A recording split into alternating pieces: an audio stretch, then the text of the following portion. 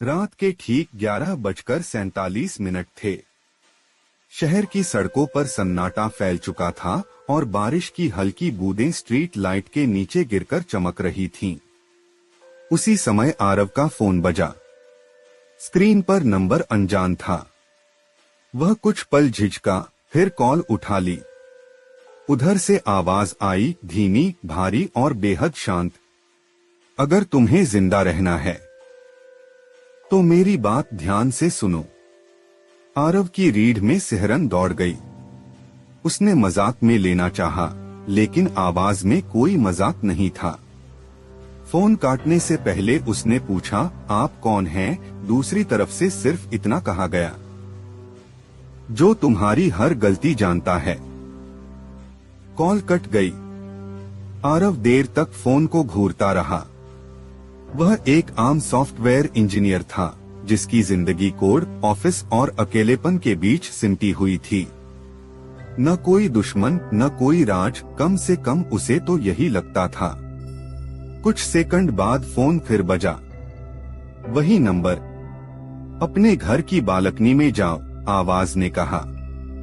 वहां जो दिखे उससे नजर मत हटाना।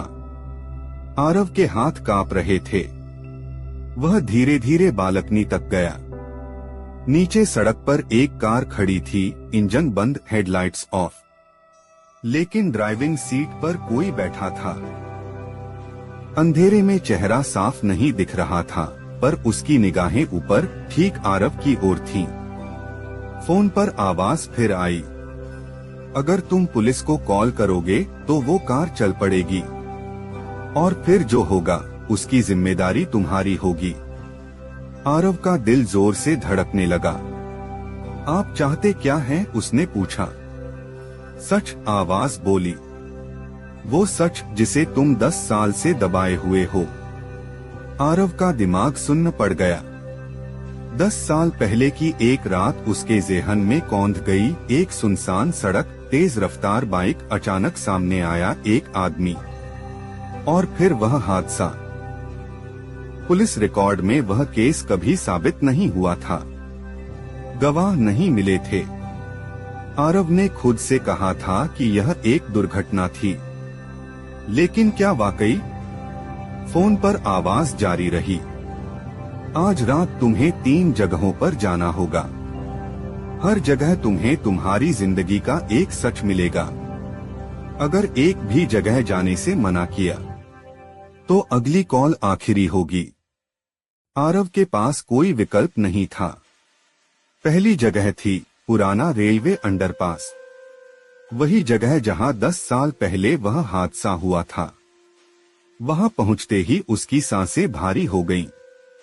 दीवार पर चिपका एक नया पोस्टर उसकी नजर में आया।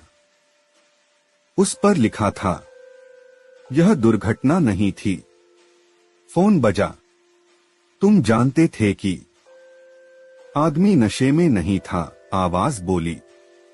तुम जानते थे कि गलती तुम्हारी थी, फिर भी तुम भाग गए।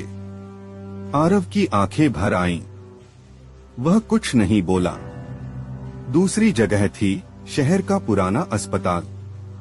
इमरजेंसी वार्ड के बाहर एक बेंच पर वह बैठ गया। फोन फिर बजा। उस आदमी की बेटी यहीं भर्ती थी, आवाज ने कहा, और उसी रात उसकी मौत हो गई, क्योंकि उसके पिता कभी पहुंचे ही नहीं। आरव का सिर झुक गया।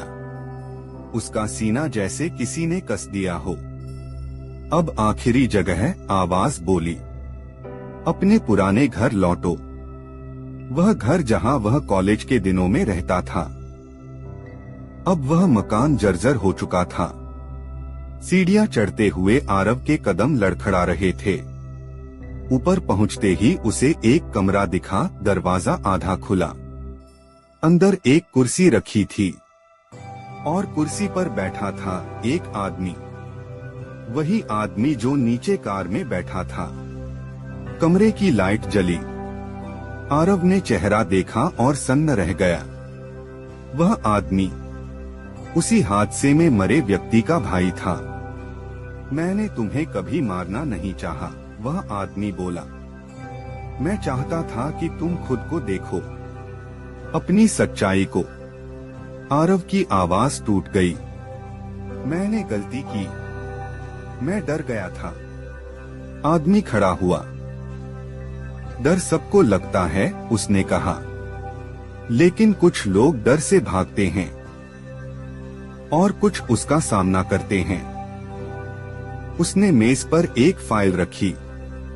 यह सबूत है, उसने कहा। अगर मैं चाहता तो तुम अब तक जेल में होते। आरव ने कांपते हुए पूछा, तो फिर ये सब क्यों? आदमी ने गहरी सांस ली।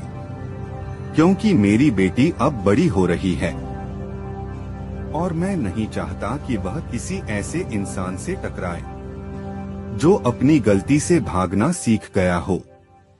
वह दरवाजे की ओर बढ़ा और जाते जाते बोला, आज के बाद अगर तुम सो सको तो समझना कि तुम्हें माफी मिल गई। दरवाजा बंद हो गया। आरव अकेला रह गया, कमरे में, सन्नाटे में और अपनी ही सच्चाई के साथ।